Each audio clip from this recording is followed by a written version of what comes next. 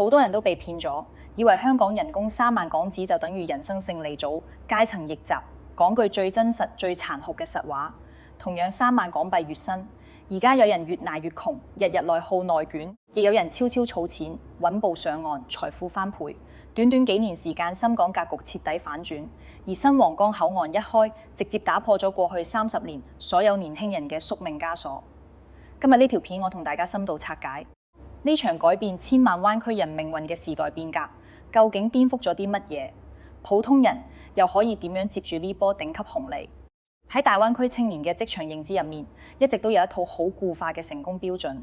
足足影響咗2代扎根粵港澳打拼嘅年輕人。長久以嚟，只要可以喺香港穩住3萬港紙月薪嘅工作，靠呢份人工立足香港職場，就會被身邊同齡人視作跳出普通圈層、成功逆襲階層嘅人生贏家。喺大眾固有印象入面，呢個薪資代表住頂級職場起點、國際化發展平台，係內地絕大部分城市年輕人夠唔到嘅收入層級，亦都係無數人擠破頭都要留喺香港打拼嘅最大底氣。但係剝馬外界俾嘅光鮮濾鏡，深入數10萬跨境打工仔嘅真實生活，我哋會發現一個所有人都避唔開，卻好少人會徹底講透嘅真相。一模一樣嘅3萬港幣，稅後人工揀唔同居住模式、唔同生活方式嘅年輕人，活出咗天差地別嘅人生。無論係生活質感、儲錢速度，定係未來發展上限，差距已經大到冇辦法彌補。有人守住呢份香港高薪，被困喺寸土寸金嘅香港鬧市，日日頂住超高壓力、超高生活成本，工作同生活長期陷入雙重內耗，越做越攰。亦有人睇透深港地理優勢，跳出單一城市嘅局限，選擇香港返工、深圳定居嘅雙城模式，用更低嘅生活開支、更優質嘅居住體驗，實現儲錢同生活質感雙向升級。呢兩種截然不同嘅活法，邊一種先係當代大灣區年輕人最值得堅持、最有長線價值嘅選擇？想要睇通呢個問題，我哋首先要復盤過去30年，深港兩地年輕人嘅生存困境同取捨邏輯，先可以真正讀懂呢場顛覆性嘅城市變局同人生機遇。過去30年，深港雙城嘅發展格局係好固定，兩地嘅資源差異、成本差距、機遇壁壘極高，俾年輕人嘅選擇從來都係2選1嘅單選題，根本冇兩全其美嘅。可能對於扎根大灣區嘅青年嚟講，如果你想搶到香港國際化職場資源、金融賽道紅利、全球視野嘅工作履歷，就一定要被動承受。香港比內地高出2倍以上嘅生活成本、狹窄嘅居住空間、高壓內捲嘅職場環境。相反，如果你想逃離香港嘅極致內捲，想要輕鬆愜意嘅生活節奏、平價日常開支、寬敞舒服嘅居住環境，就只可以徹底放棄香港嘅高端崗位、職業前景同國際化平台。30年嚟，無數大灣區年輕人被困喺呢個魚與熊掌不可兼得嘅死局入面，只可以根據自身情況被動取捨，要麼為咗前途妥協生活，要麼為咗生活放棄機遇。呢個係2代跨境打工仔都破解唔到嘅生存難題。但隨住新皇崗口岸全面升級改造，完成多輪調試，進入啟用衝刺階段，呢個困擾數千萬人嘅兩難僵局，終於被徹底打破。依託全新嘅口岸建設標準同通關政策革新，新皇崗口岸實現咗5分鐘極速通關、24小時全天候通行、一站式無感出入境查驗嘅全新模式，徹底顛覆咗舊口岸繁瑣低效嘅跨境通勤格局。今次口岸升級絕對唔係簡單嘅基建翻新，更加係深港兩地政策互通、資源互通、要素互通嘅核心突破。配套嘅水域整治、人工湖優化、通關機制改革、兩地法律管轄銜接等一系列政策調整，從根源上消解咗深港雙城嘅時空壁壘。呢場看似淨係交通升級嘅變革，實質改寫咗數百萬香港職場人、港漂青年嘅人生計算邏輯，令所有人嘅定居規劃、職業選擇、儲錢模式、人生發展路徑迎來全方位重塑。縱觀城市發展嘅百年規律，真正可以改寫普通人命運、重塑區域格局嘅變革，從來都唔係城市邊界微調、地標建築更新，而係底層競爭規則、資源分配模式、生存邏輯嘅深度重構。新皇崗口岸全面啟用，從來唔係製造焦慮炒作風口，而係用一場跨越數十年嘅基建同政策突破，悄悄改變咗深港千萬人嘅出行方式、生活節奏、職場生態，更徹底重構咗兩地嘅財富分配、人才流動同未來發展走向。為大灣區年輕人撕開咗全新嘅階層躍升窗口。根據官方公開嘅工程進度數據，新皇崗口岸主體工程已經完成全部施工，同7輪系統性調試，整體籌備工作進入最後衝刺階段。港方口岸區已經劃定專屬管轄範圍，由香港法律全權管轄運營，正式開通，只需要等待粵港兩地政府聯合官宣。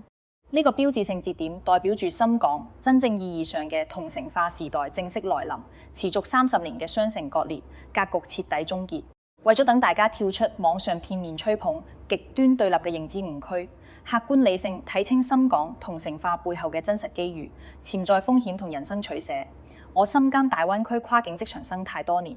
就訪調研數十萬跨境白領、金融從業者、科創人才嘅真實生存狀態，整理出一套95後香港職場人嘅完整生活檔案。我會用最真實嘅每月收支帳單、雙城生活實景對比、職場落差、儲錢數據做核心，結合多年行業觀察同真實案例追蹤，帶大家徹底拆解呢場橫跨深港兩座超級城市嘅時代變革，教普通人點樣捉住風口、規避風險，實現人生逆襲。時間翻幾年，當年一批名校畢業啦，手握香港身份嘅95後年輕人扎堆湧入香港金融投行、跨境貿易等高端賽道。喺當時嘅就業環境入面，呢份工被視作突破原生階層、逆轉人生嘅最優解。當中有好多香港中文大學、香港大學等頂尖院校嘅金融畢業生，入職香港頭部金融機構同跨境企業，稅後穩定3萬港紙嘅月薪，喺當年絕對係同齡人入面嘅頂級收入水平。喺呢個年代，香港嘅高端職場資源、國際化就業平台、接軌全球嘅職業履歷，係內地絕大多數城市無法提供嘅稀缺紅利。為咗守住呢份珍貴嘅職場資源、國際化發展通道同階層躍升機會，幾乎所有年輕人都毫不猶豫選擇扎根香港。就算要承受極度擁擠嘅居住環境、高壓內捲嘅職場節奏、高昂離譜嘅生活成本，都願意默默堅持、奮力打拼。大部分入職香港高端賽道嘅年輕人，職場頭3年人工穩步上漲，專業能力、職場資歷、行業資源不斷累積，薪資基數持續提升。從表面數據睇，所有人嘅職業發展都係穩步向上嘅良性狀態，但係身處其中嘅從業者都心知肚明，呢度有一個無解嘅職場同生活矛盾。人工越係體面光鮮，個人真實生活質感就越係停滯不前，甚至持續下滑。長期嘅職場內耗、生活割裂、精力透支，成為呢班高薪年輕人嘅日常常態。外人眼中，佢哋係手握高薪立足國際都市嘅精英，自帶香港職場嘅高端光環，係親友眼中嘅人生贏家。但只有當事人知道，呢份高薪背後係日復一日嘅自我消耗，毫無質感嘅日常，被壓縮到極致嘅私人生活，係工作同生活嘅徹底割裂。為咗等大家跳出主觀臆斷同網絡爭議，用最接地氣、最真實嘅視角睇透呢份高薪工作嘅真面目，我會用精準嘅收支拆解場景對比，解答一個核心問題：當年人人追捧嘅3萬港紙月薪，點解而家越嚟越多人重新權衡，甚至想要逃離？深港雙城格局革新之後，普通人嘅最優人生解法到底係乜嘢？首先，壓垮無數香港高薪年輕人嘅核心痛點，從來都唔係職場工作壓力，而係極度高昂、性價比極低嘅居住成本。對於每日需要跨境通勤、注重職場效率嘅白領嚟講，為咗避開港島核心地段嘅天價租金，慳返通勤時間，保持職場狀態，大部分人都會選擇定居新界。近口岸嘅片區呢，亦都係香港跨境從業者最主流嘅居住選擇。但就算避開咗中環、銅鑼灣等核心商圈嘅天價房源，新界口岸附近嘅老舊住宅租金依然高得離譜。以香港租房市場真實行情為例，一套實用面積50幾平米嘅舊式單位，冇獨立陽台，冇專屬儲物空間，零休閒區域，戶型老舊，公攤極大，居住擁擠。僅因為臨近口岸通勤方便，每月租金就要8000港紙左右。呢個價格比深圳核心商圈精裝房源嘅租金高出30%以上。呢個就係香港高薪年輕人最真實、最殘酷嘅生活落差，亦都係數十萬港漂每日面對嘅日常。日頭，佢哋喺香港中環金鐘嘅頂級寫字樓辦公，對接全球跨境業務，服務國際客戶，開全英文商務會議，西裝革履談吐專業，係接軌全球嘅都市精英，手握頂級職場資源，站喺行業發展最前沿。但每當收工入夜，就要返去10幾平米嘅簡陋出租屋，精緻西裝只可以隨意掛喺床邊，一張簡易書桌，兼顧辦公食飯，收納所有功能，床鋪緊貼書桌，活動空間所剩無幾。頂級嘅職場身份，國際化嘅事業格局，搭配極度局促、毫無質感嘅居住環境，呢種強烈嘅割裂感同落差感，係無數香港高薪白領長期焦慮、身心疲憊、精神內耗嘅根本源頭。好多人以為高薪就一定等於高品質生活，但喺香港獨特嘅城市格局之下，3萬港紙嘅高薪帶嚟嘅從來都唔係舒適體驗，而係一份體面嘅煎熬。薪資俾到大家，職場尊嚴同社會認可度，卻解決唔到最基礎嘅居住難題。長期嘅空間壓抑，生活將就，不斷消磨年輕人嘅工作熱情同生活底氣，令高薪帶嚟嘅幸福品持續貶值。除咗居住成本嘅重壓，長期俾大眾忽略去嘅通勤損耗，更加係掏空跨境年輕人精力拉低生活質量嘅關鍵因素。喺舊口岸運營模式之下，新港跨境通勤需要經過兩地雙重核驗，2次排隊多重手續，程繁瑣耗時漫長，充滿不確定性。早高峰時段，呢種低效嘅通關模式會被無限放大，成為所有跨境打工仔嘅噩夢。舊口岸時代，一個普通跨境白領嘅日常可以話係極致內卷，每日6點半必須準時起身，7點前趕到口岸，排隊7點40先可以進入通關核驗隊列。一旦遇到節嘅假日、週末出行高峰，人流暴漲，排隊時間隨時翻倍，往往要8點半先可以勉強趕到公司打卡。單次通勤耗時接近1小時，每日往返通勤時長超過2個鐘。單通勤產生嘅交通費、時間損耗、精力消耗，每月折算落嚟就高達1500港紙。比起可以量化嘅金錢損失，更加致命嘅係冇辦法彌補啊！時間同精力透支，日復一日嘅早起趕路、長時間排隊、緊張趕工，慢慢耗盡年輕人嘅活力、熱情同創造力，令原本光鮮嘅高薪工作徹底失去幸福感同成就感，剩低無盡嘅疲憊同內耗。高昂嘅日常飲食開支，進一步加重香港高薪青年嘅生活壓力，壓縮儲錢空間。香港物價常年位居全球前列，職場節奏緊湊，時間碎片化，絕大部分職場人根本冇多餘時間買菜煮飯、打理3餐，一日3餐只可以靠茶餐廳、便利店、外賣快餐、輕食簡餐解決，飲食單一，成本高昂，完全冇生活質感。根據大灣區跨境消費數據統計，香港職場年輕人單係基礎飲食，每月最低開支都要5000港紙，呢筆錢只可以維持基本生存，完全談唔上飲食品質同生活享受。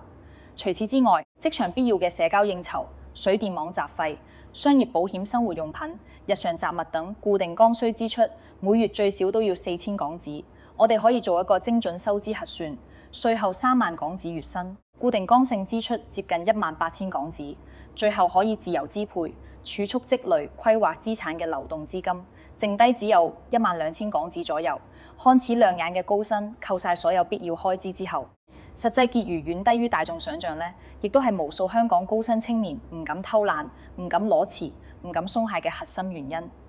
長期處於呢種生存狀態，年輕人被高昂生活成本牢牢束縛，唔敢隨意跳槽，唔敢停下腳步，唔敢嘗試新賽道，買房置業、資產配置、財富積累、人生規劃全部陷入停滯。但我哋必須客觀公正看待香港職場嘅核心價值，唔可以片面否定或者盲目吹捧。無可否認，3萬港紙月薪喺香港屬於中上游收入水平。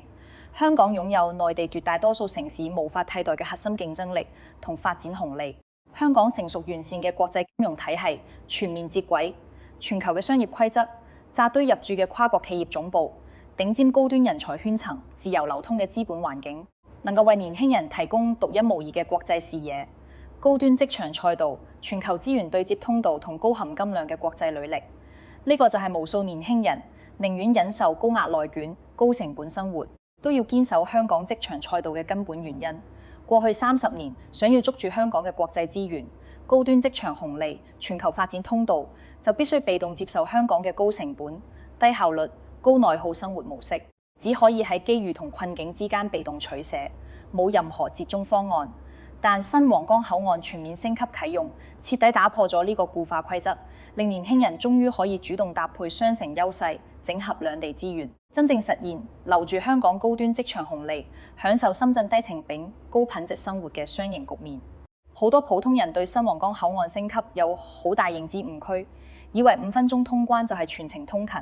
只需要5分鐘，純粹係縮短咗少少出行時間。但事實上，呢場口岸革新嘅核心價值，從來都唔係省時咁簡單，而係徹底解決咗舊跨境模式最大嘅痛點：通勤不確定性同不可控嘅精力損耗。舊口岸雙重排隊、雙重核驗、重複等候嘅模式，令每一次跨境通勤都充滿變數，隨時因為人流擁堵、手續繁瑣、系統延遲，導致遲到誤工以前嘅雙城生活，本質係一場高風險嘅冒險。而新口岸推行合作查驗一次放行全新機制，徹底淘汰繁瑣嘅雙重核驗流程，實現單次排隊、一次核驗雙向通關。常規通關時長穩定喺5到20分鐘，搭配24小時無間斷通行服務，徹底改寫咗跨境從業者嘅作息同生活狀態。對比新舊跨境生活差距，就可以直觀感受到呢場變革嘅顛覆性價值。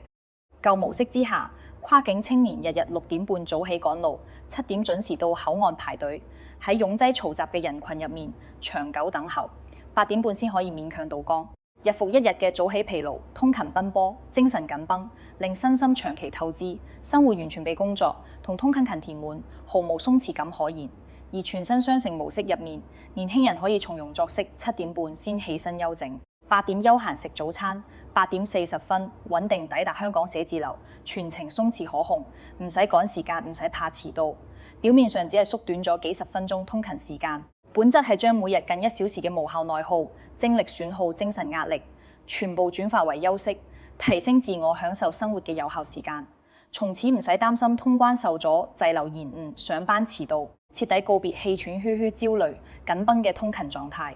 雙城生活嘅穩定性、鬆弛感同幸福感，實現咗質嘅飛躍，困擾數百萬港漂幾十年嘅人生難題，終於有咗最優解法，完整保留香港高薪職場、國際平台、高端資源嘅所有優勢，同時定居深圳，享受低成本、高品質、高舒適度嘅生活配套，真正做到事業發展同生活品質雙向兼顧，互不妥協。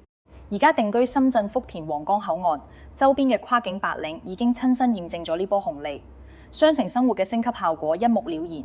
同樣嘅租房預算，喺香港只可以租到10幾平米，老舊擁擠、零配套、採光差嘅迷你戶型，居住體驗極差。但喺深圳口岸周邊，同等價錢可以租到40平米以上，採光通透、電梯直達、精裝交付、配套齊全嘅單身公寓，獨立陽台專屬儲物空間，完善小區設施一應俱全，每月租金直接平近一半，居住成本大幅下降，私人生活空間全面升級。除此之外，深圳豐富多元嘅餐飲娛樂、休閒文旅配套，超高性價比嘅日常消費，進一步壓低月度生活開支，徹底清零咗過往嘅無效通勤內耗，生活成本大幅優化，通勤精力徹底釋放，令跨境白領每月可儲蓄、可支配嘅資金直接提升近1倍，年度財富積累效率大幅提升，個人原始資本積累速度實現跨夜尺增長。呢場口岸升級帶嚟嘅雙城格局變革，全方位重塑咗大灣區年輕人嘅人生規劃邏輯，催生咗3大顛覆性嘅心態同認知轉變，徹底終結咗過去30年嘅固化生存思維。第一種轉變係由被動取捨變成主動搭配嘅思維迭代。以前所有人嘅認知都係非此即彼，想要香港職場紅利，就必須紮根香港妥協高昂生活成本，被單一城市規則束縛，被動接受高壓內卷，生活喺事業同生活之間不斷讓步。而家深港壁壘徹底打通，年輕人可以自由選擇香港返工、深圳定居，靈活搭配兩座城市嘅核心優勢，唔再被單一城市短板限制，徹底打破為前途犧牲生活嘅無奈困局，實現事業紅利同生活品質雙向兼顧。第二種轉變係由焦慮躺平變成理性規劃嘅心態升級。過去無數香港年輕白領陷入極致焦慮，要麼背負香港天價房貸，終身被樓市捆綁，被內卷裹挾；有麼認清現實，徹底躺平，放棄儲錢同資產積累，擺爛度日。而雙城格局革新之後，年輕人可以借助深圳低成本優勢，大幅降低生活開支，加速財富積累，快速賺取人生第一桶金，穩步佈局個人資產同長期發展，擺脫焦慮內耗同消極躺平嘅兩極狀態，進入理性穩健可持續嘅人生節奏。第三種轉變係由單層思維變成雙層組合思維嘅認知突破。上一代人嘅人生規劃局限喺單一城市嘅資源同格局，發展路徑單一上限固定，容錯率極低。而新時代年輕人擁有咗雙城資源整合嘅機會，可以靈活運用深港兩地嘅產業、人才、資本政策同區位優勢，搭建專屬嘅雙城發展體系，精準捉住同城化時代嘅頂級風口。人生嘅發展可能性，容錯率上限被無限拉高。隨住普通人嘅生活模式、發展立場、資源邊界全面洗牌，深港兩地嘅人才流向、產業格局、消費生態、資金佈局都發生咗顛覆性重構。口岸打通雙城時空壁壘之後，香港企業嘅招聘半徑徹底拓寬，唔再局限於香港本地人才，而是面向整個大灣區吸納優質青年。大灣區大量擁有內地視野、國際化能力嘅年輕人，可以順利對接香港高端崗位，接軌國際資源，融入全球產業體系，既填補咗香港嘅人才缺口，亦為內地年輕人打開咗全新嘅階層躍升通道。人才自由流通，進一步帶動人流、消費流、資金流、技術流全方位重組。深圳各個片區嘅區域價值迎來分層洗牌，不同區域依託自身配套優勢，精準承接雙城融合紅利，形成差異化發展格局。福田核心片區憑借成熟高端嘅配套核心區位優勢，成為跨境白領定居、生活就業嘅首選，承接香港高端人才定居紅利。羅湖口岸經濟圈依託完善嘅民生配套、濃厚生活氛圍，承接港人日常消費、休閒娛樂、生活配套需求。深港科創合作區聚焦技術融合同產業落地，成為兩地人才互通、技術互通、科創轉化嘅核心高地。深圳實體產業片區依託完善嘅供應鏈、低成本生產優勢，承接香港科創成果落地轉化，實現雙城產業深度聯動、互補賦能。但我哋必須認清一個核心真相。時代風口從來都唔係普惠紅利，唔係人人都可以順勢起飛。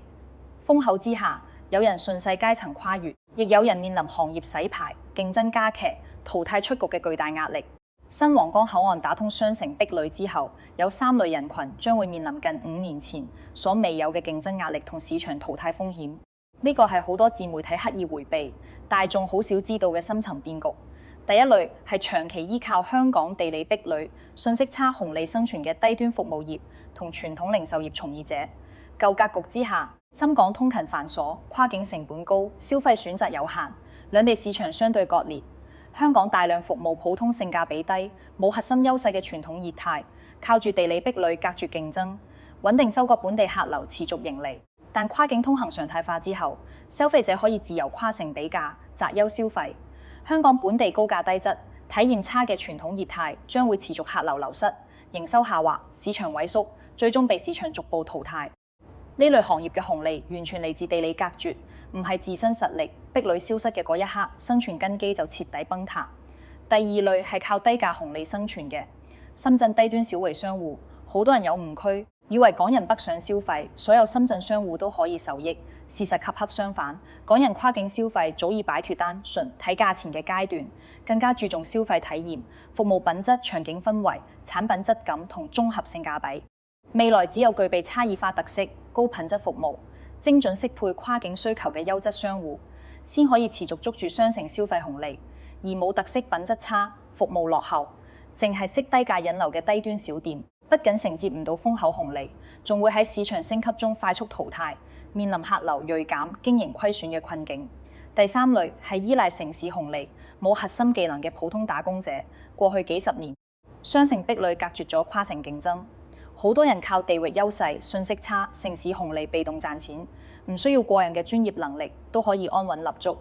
但雙城邊界徹底打通之後，市場競爭由單一城市內卷，升級為兩座超級城市嘅全域競爭，人才崗位、資源嘅競爭維度全面並提升。冇核心技能，適配唔到雙城發展 case， 唔識整合兩地資源嘅從業者，會慢慢失去被動獲利嘅機會，喺全域競爭中逐步掉隊，被市場迭代淘汰。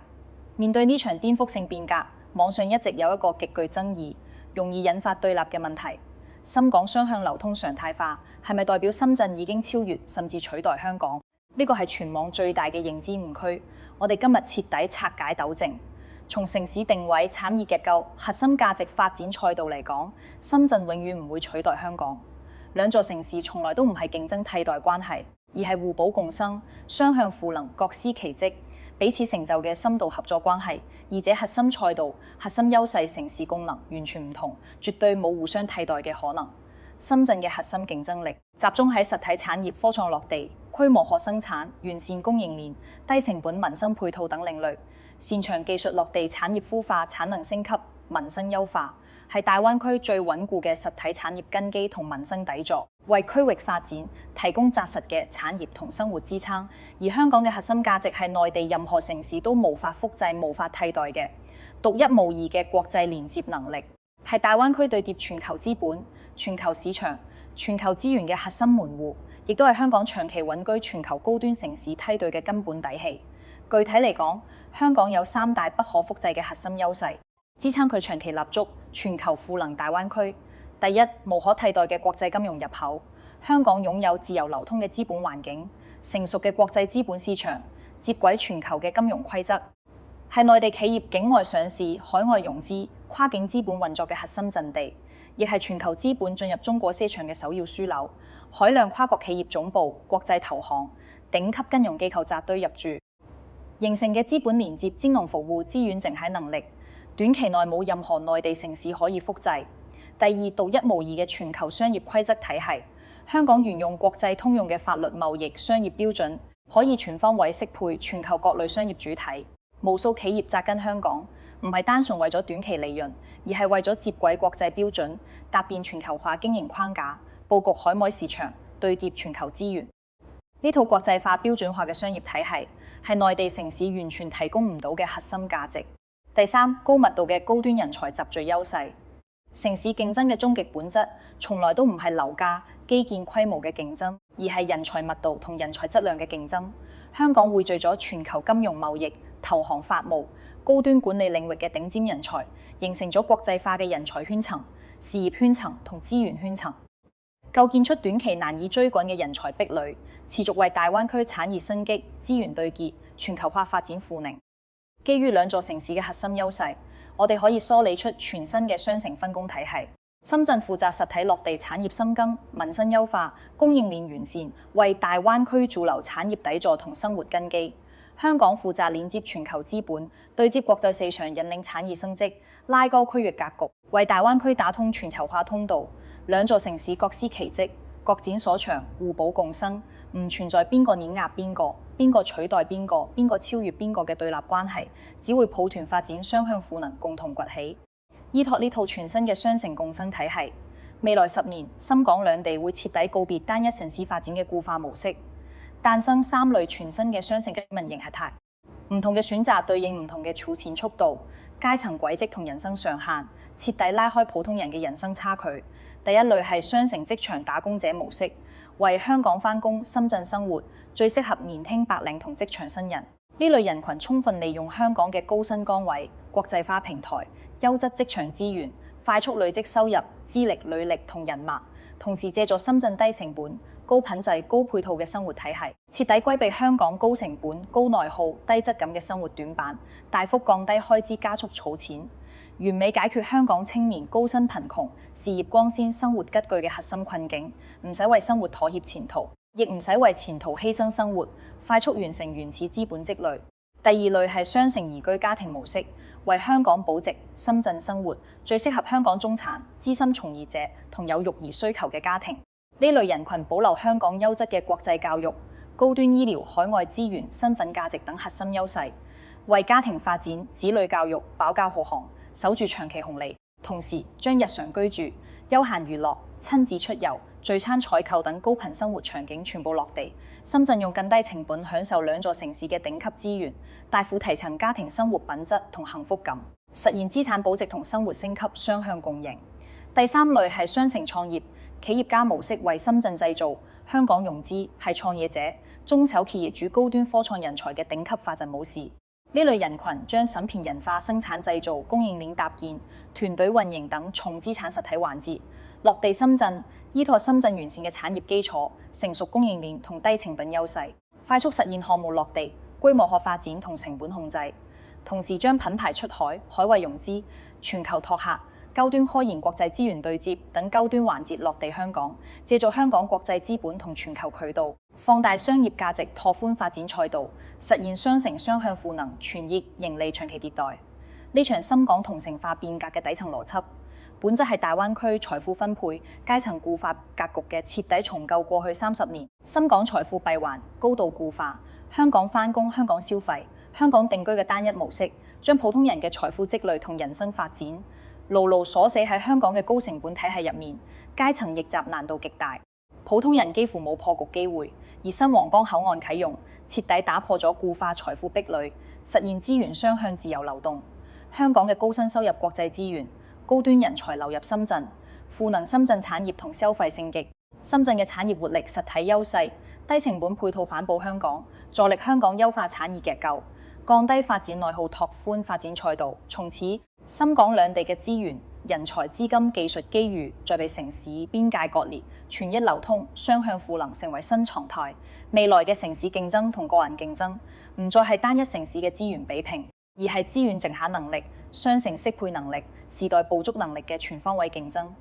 邊個可以靈活鏈接人流、盤活資金流、整合技術流、搶抓機遇流，邊個就可以搶佔時代主動權，喺格局迭代中實現彎道超車。喺呢場新舊格局交替嘅時代，陪伴深港居民30餘年，見證兩地往來變遷嘅皇崗穿梭巴士，隨住新口岸正式啟用圓滿落幕。呢架巴士承載咗幾代跨境從業者嘅出行記憶，見證咗深港由壁壘森嚴、往來受限，到深度融合、雙向互通嘅巨大轉變。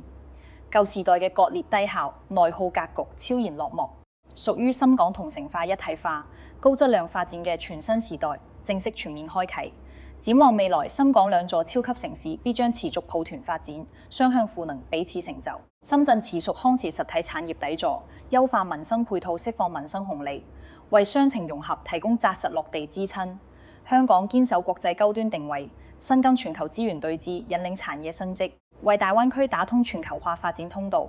隨住深港城際鐵路持續建設口岸，立體交通配套不斷完善，雙城產業聯動同科創互通持續加深。新皇崗口岸嘅戰略價值會持續釋放，真正實現一座超級口岸，激活兩座超級城市，帶動整個大灣區高質量發展嘅超級效應。呢個不僅係中國基建實力嘅直觀體現，更加係大灣區深度融合、喜同花井嘅核心底氣。回望30年，決定大灣區普通人命運嘅核心因素不斷迭代。30年前能否入到香港、搶到香港稀缺資源，係拉開人與人差距嘅關鍵。10年前，能否扎根深圳，捉住內地產業騰飛紅利，係普通人逆襲嘅最大風口。而未來10年，真正拉開階層差距嘅，唔再係出生地、定居地同城市區位，深港物理邊界、時空距離會持續拉近。真正嘅差距在於認知格局同資源淨係能力，懂得順勢而為，打破固有思維，主動整合雙城資源，捉住時代風口嘅人，會持續階層躍升、財富翻倍。而固步自封、思維僵化、死守舊格局、被動等待紅利嘅人，只會喺時代迭代中慢慢掉隊，人生差距越拉越大。未來所有時代紅利，永遠屬於敢突破、識整合、善順勢嘅新時代年輕人。睇到呢度，相信大家已經徹底睇通深港雙城嘅新格局、新機遇、新選擇。我想問下屏幕前嘅你，你睇好香港返工、深圳居住呢個全新雙城生活模式嗎？未來10年，你覺得深圳同香港邊個嘅發展潛力更加大？歡迎喺評論區留言分享你嘅真實睇法。我哋互相交流、思維碰撞，一齊拆解大灣區嘅財富密碼同時代機遇。最後記得點讚、關注、訂閱我嘅頻道。我會持續更新大灣區城市變局、財富格局迭代、普通人可以落地嘅風口機遇，帶你睇懂城市發展邏輯，捉住每一次逆襲機會。鍾意呢條片就點讚收藏，下期再見。